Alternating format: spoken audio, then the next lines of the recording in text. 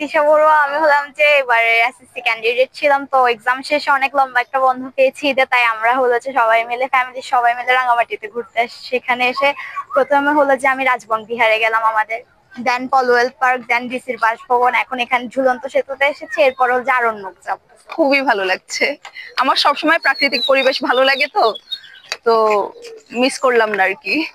আসছিলাম যে সকালবেলা আমরা একটা বোট নিলাম, বোট নিয়ে অনেক জায়গায় ঘুরলাম, উদযাপন করলাম। এখানে আসা আমার যেহেতু রাঙ্গামাটি, তারপর আমরা এই ভ্রমণ ট্যুর দিছি, এখানে আদিবাসী গ্রাম দেখলাম, ঝর্ণা দেখলাম। তারপর খুব মজা লাগছে। লাস্ট এখানে আসি পর্যটক এরিয়ায় জলন্তিবাড়ি দেখার জন্য। এখানে এসে খুব ভালো লাগতেছে। এখানে পরিবেশটা খুব ভালো, সুন্দর, মোটামুটি সবকিছু ভালো। মানে বন্ধু ফ্রেন্ড মানে আমাদের কি এসে যে পরীক্ষা শেষ করে আমরা সবাই ফ্রেন্ড একসাথে আছি ঘোরার জন্য।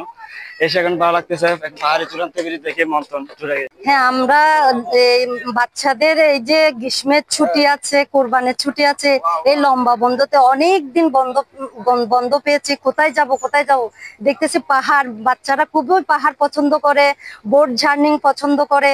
তখন আমরা চিন্তা করলাম আমরা এখানেই চলে আসি। আসলে খুবই ভালো লাগছে এখানে এসে, বোট জার্নিংটা খুবই ভালো লাগছে। আনারসটা উফ, খুব দারুণ, খুব মিষ্টি হয়েছে। আসলে আমাদের অনেক ভালো লাগছে, এই ছুটিটা আসলে আমাদের খুব ভালোই কেটেছে এখানে এসে। আমরা সর্বপ্রথম গেছি জন্নাতে, তারপর গেছি আদিবাসী গ্রামে গেছি, তারপর লাঞ্চ টাঞ্চ করে এখানে আসলাম ঝুলন্ত ব্রিজ দেখতে। অনেক সুন্দর পর্যটক এরিয়া। আর যারা আসবে আমার মতে সবাই বুট ভাড়া করে আসলে সারাদিনের জন্য খুব ভালো হবে। তাহলে আপনি প্রাকৃতিক মনোমন্দির পরিবেশটা কি ভালোভাবে দেখতে পারবেন। আমাদের ড্রাইভাররা, চালকরা অনেক খুশি। যেটা বিগত কয়েকদিনে যেটা ঝড় বৃষ্টিতে ভাড়া হয়নি আমাদের, সেটা আমরা পুষে নিতে পারতেছি। তো এইভাবে যদি চলমান থাকে আমাদের ব্যবসাটা ভালো হবে। আমরা সবাই একটু ভালো মন্দর সবার সাথে হাসি খুশি ভাবে থাকতে পারবো, এটা আশা করতেছি আর কি। আর নিরাপত্তার সাথে আমাদের জেলা পুলিশ আছে, টুরিস্ট পুলিশ আছে, আমাদের বাংলাদেশ পর্যটন কর্পোরেশন আছে। আশা রাখি আরো বুকিং এর সঙ্গে বেড়ে যাবে এবং অন্যান্য বছরের তুলনায় আমরা রেকর্ড সংখ্যক পর্যটক আসবে বলে আশা রাখি এবং আমরা সর্বোচ্চ সেবা দিতে পারবো বলে আমরা সবকিছু প্রস্তুত রাখছি।